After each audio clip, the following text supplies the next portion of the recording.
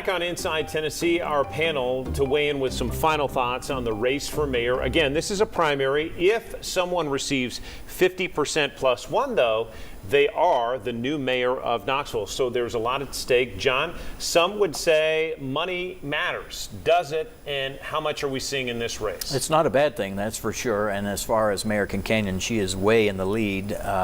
Latest quarter reports have her with $152K on hand just right now, or at least as of the end of June, spending $33,000 and taking in $48,000. So that's basically far outdistances everybody else. The closest would be Jeff Tallman.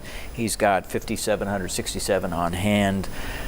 Took in $9,500, spent $3,732. The other two, either zero or very, very, very little. And again, these are the latest reports, right. And so there may be a lot that has happened and since those came out. I don't know about you guys, but I've gotten a lot of mailers at my home lately, absolutely. And I'll bet some of you all have too. So let's talk about it.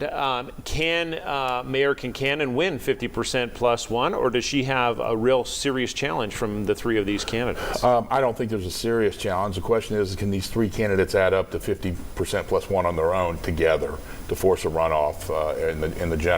And I think, frankly, the answer is no. I predict that India will prevail in the primary, 50% plus one. It may be a little closer than she likes, but she's popular within the city limits. There are a few detractors. I know that, again, some of the KPD rank and file are not happy with her. I know there are a few elements of the city that aren't happy, but I think she wins. Susan?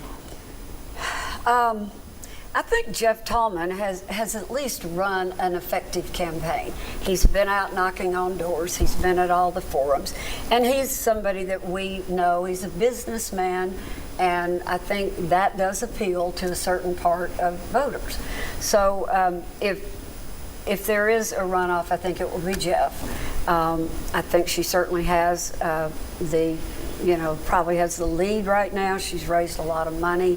An incumbent always has an advantage. Well, if there's money, if there's a runoff, it might be Constance as well. I think Constance and Jeff are going to be closer than people realize. Early voting is underway, and it may be the difference of just a few votes because we've seen it happen in city elections time and again. There may only be a few votes. Let's shift to the conversation about a special session coming on the 21st of this month. Susan, Governor Lee calling that session, but he listed 18 priorities. Some would say that's way too many. Some say he didn't include some key ones that should have been in there. Well, those he didn't include, he knew he couldn't get passed.